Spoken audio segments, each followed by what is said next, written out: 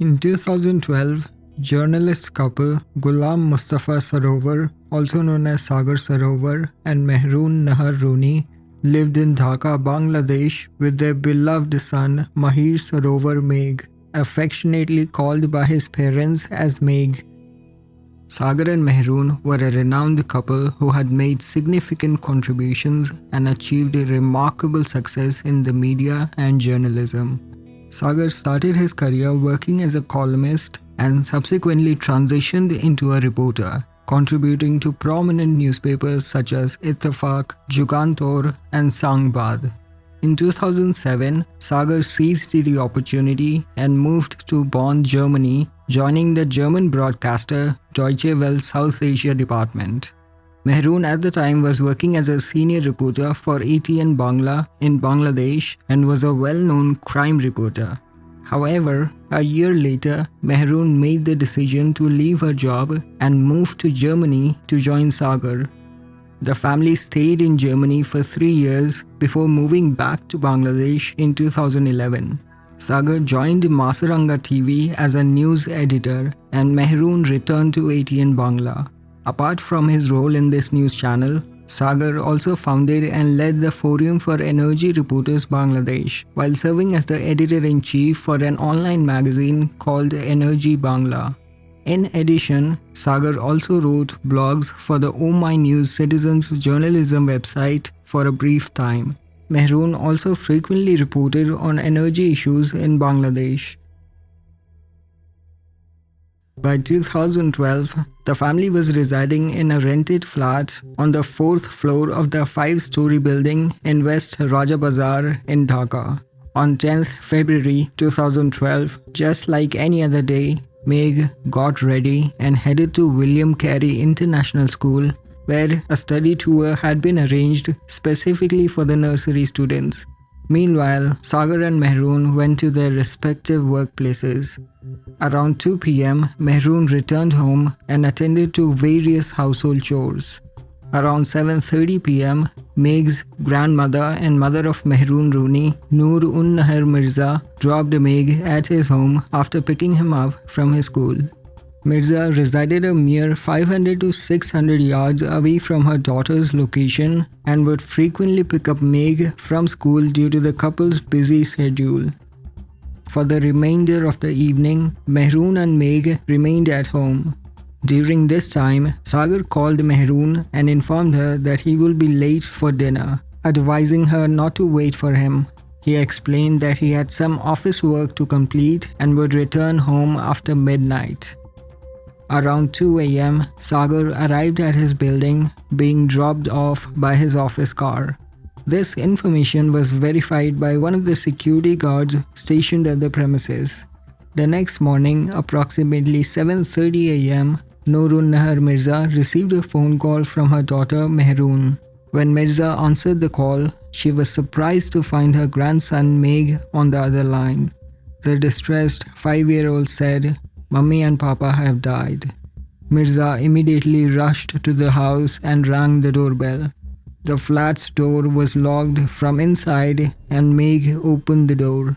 Upon entering the flat, Mirza was horrified to find her daughter and son-in-law lying on the floor in a pool of blood. Mirza immediately called her son, Nausher Alam Roman, who notified the police. The police from the Sher-e Bangla Nagar police station are immediately dispatched to the scene. Upon arriving at the crime scene, police found the lifeless bodies of Sagar Sarowar and Meherun Runi. Both had been stabbed multiple times with a knife still sticking out of Sagar's chest. Sagar's hands and legs had been tied with a scarf and the place had been completely ransacked with everything strewn about.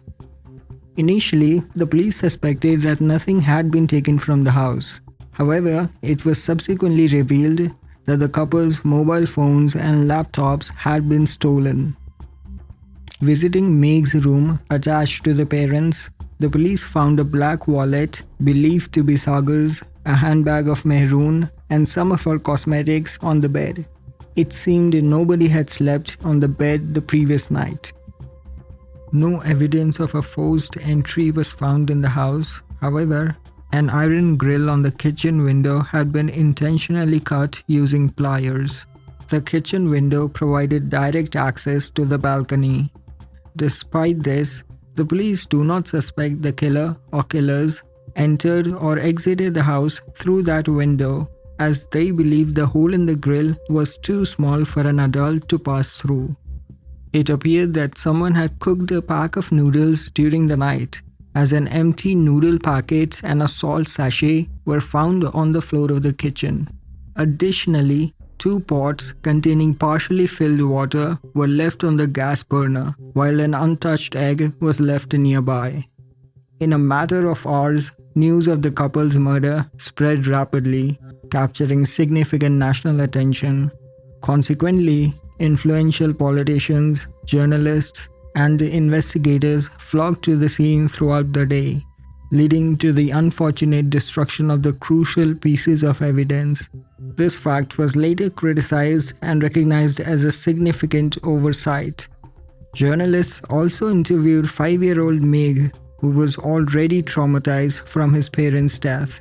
The Prime Minister of Bangladesh later said, "Nothing can be more inhumane than this," asking the child again and again to relate the whole incident soon after the killing of his parents was just a nuisance.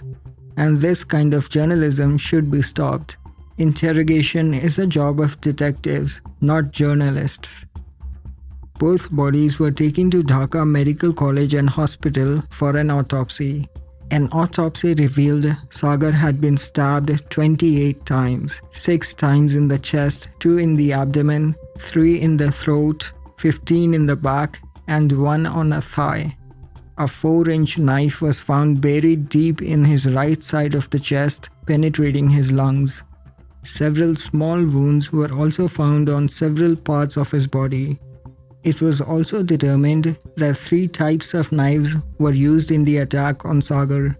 The width of some of the stabs were found to be around 2.5 inches, while the width of others was around 2 inches and 1 inch. Meherun, on the other hand, had 2 deep stab wounds on her abdomen. She was also stabbed under the eyebrows and had died from excessive bleeding after her main artery was cut off. The coroner believes the killer or killers were unprofessional, stating that if they were indeed professionals, they would not have inflicted such a high number of stab wounds. The autopsy did not include a viscera test, a decision that was later subject to criticism. A viscera test is an examination of the internal organs of the body to rule out poisoning or any other abnormality in case of suspicious deaths. Police started their investigation by questioning friends, neighbors, and family members. During their investigation, the police interrogated the 2 security guards who were present at the premises on the night of the murder. One of the guards, Palash Rudrapal, had been on duty from 10 p.m. on Friday until 6 p.m. the next morning.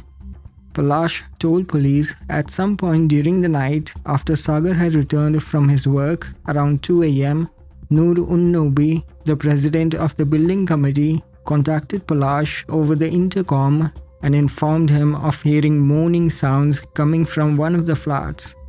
Noor-un-Nobi instructed Palash to investigate the situation. Palash said that he went out of the building and heard sounds of crying coming from the flat upstairs. Despite his efforts, he couldn't determine the exact flat from which the sounds were originating. He informed Noor-un-Nobi about the matter just before the azan for the Fajr prayers. Noor-un-Nobi, who lived in the flat below Sagar and Meherun, corroborated Palash's statement. According to Palash, he did not witness anyone entering or exiting the building following Sagar's arrival at 2 a.m. The police examined the visitors' register for the building and discovered that a man named Tawfiq had visited the couple's residence at 4:52 p.m. However, there is no record of his departure. It remains unclear whether Tawfiq remained inside the house throughout the night or if he left but failed to register his departure time in the building's records. The couple's neighbors told police they had heard multiple voices and noises coming from the couple's house around dinner time. However, they said it was not unusual for the couple to have guests on Friday night as their friends and colleagues frequently visited them. The police also questioned Meg, who was visibly traumatized. According to Sarowar, Meherun's brother, Meg claimed that two people had been present at their flat on Friday night and had eaten rice with eggs. Meg also mentioned seeing the individuals at a picnic he had attended. Police immediately went to Meg's school and inquired with his teachers about whether anyone other than the students and parents had been permitted to join the study tour. The vice principal confirmed that only students, parents, school teachers, and the staff had taken part in the study tour. Meg had attended with his maternal grandmother, Nurun Nahar Mirza. The police gathered photographs from the study tour in an attempt to identify any outsiders who might have been present. Unfortunately, their efforts yielded no results. Now I find myself wondering if the trauma caused Meg to mix up his memories and he was actually mentioning a different picnic that he had previously attended. I'm not sure if the police inquired with Meg about the specific picnic he was referring to. Nonetheless, the investigators do believe two people had been present for the dinner on that fateful night and that Sagar and Meherun knew the killer. Sagar and Meherun were laid to eternal rest at Azimpur graveyard later that evening. At his parents' funeral, Meg's family did not allow reporters to interview him, but Meg himself initiated a conversation with the reporter. Meg told the reporter they hit Papa's leg and he fell down. Blood was coming out. Meg then took the reporter's notebook and drew a number of things, including a revolver and a food plate. He pointed to the gun and said, "They threatened to shoot me. They had a gun." When asked if there were 1 or 3 people in their house that night, he stated that there were 2. 4 days after the murder, due to the growing frustration over the lack of progress, the investigation was transferred from the local police to the Dhaka Metropolitan Police's detective branch. However, even after the involvement of the detective branch, no significant headway was made. As a result, on 18th April 2012, the High Court directed the Rapid Action Battalion, an elite anti-crime and anti-terrorism unit of the Bangladesh Police, to take charge of the investigation. In late April, the couple's bodies were exhumed from Azimpur graveyard and taken to Dhaka Medical College to conduct a viscera test. However, due to the severe decomposition of the bodies, nothing significant was gleaned from it. The coroner said the bodies were severely decomposed. It would have been easier had the test been done during the first autopsy.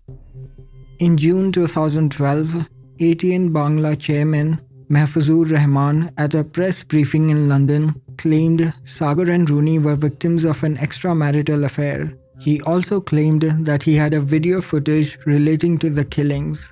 As a consequence of his remarks, journalists across the nation united in demanding legal measures against Mahfuzur Rahman for his comments aimed at defaming the reputation of the deceased individuals.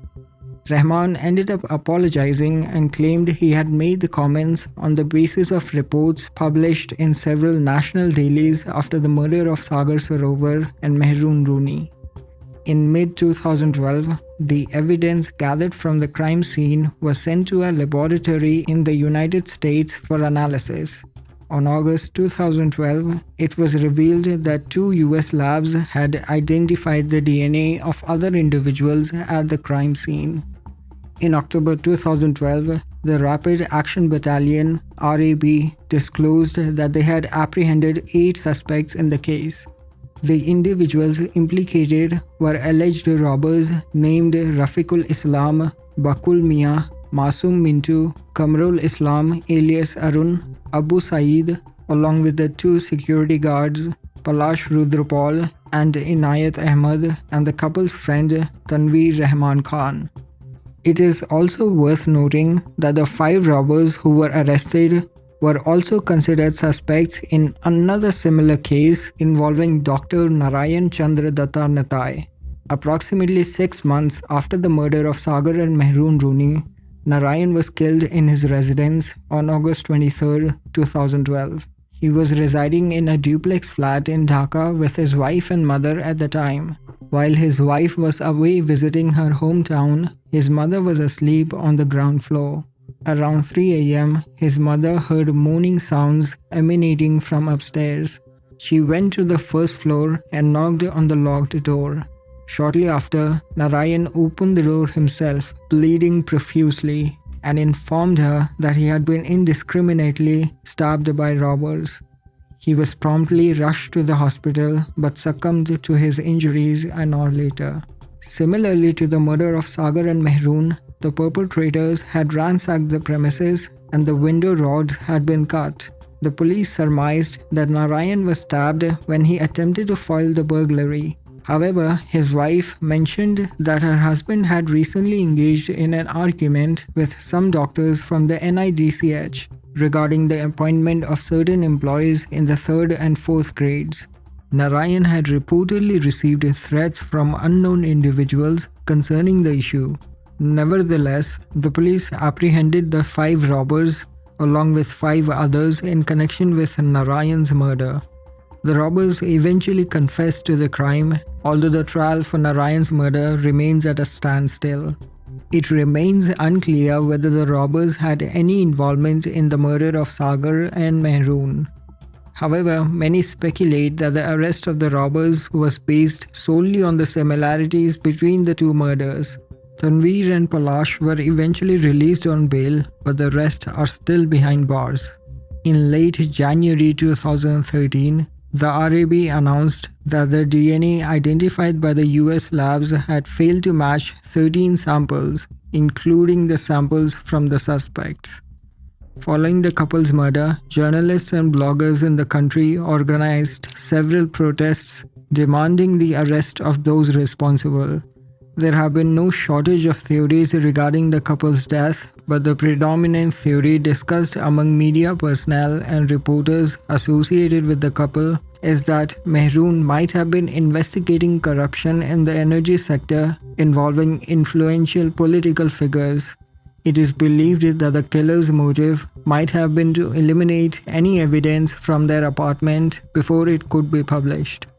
Sagar had previously informed his friends of his intentions to release a book on violence against minorities in Bangladesh, which was anticipated to create a significant impact.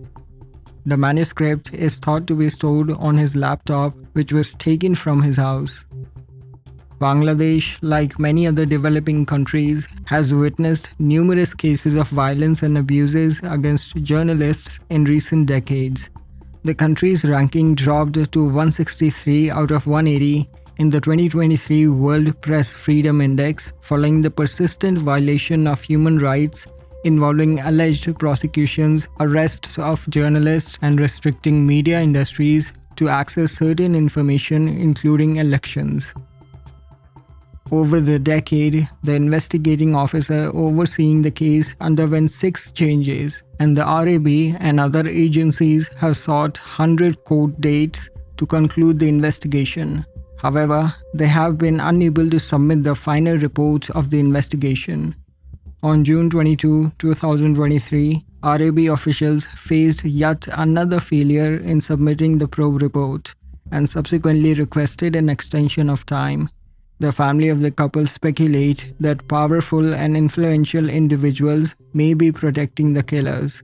Meherun's brother, Nausher, has expressed shock and frustration over the authorities' failure to solve the case. He said, quote, "Bangladesh police have solved many mysterious cases in the past. It is hard to believe they were not able to find a clue behind the couple's murder even after such a long time.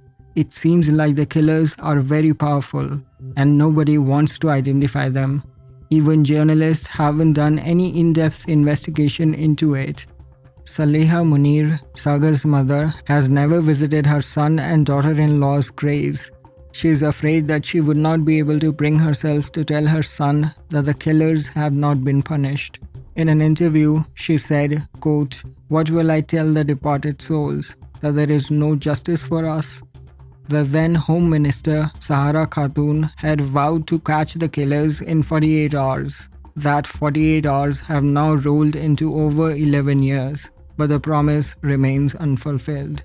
Meg, who is now 16, continues to inquire about the murder of his parents, said his uncle Nausher.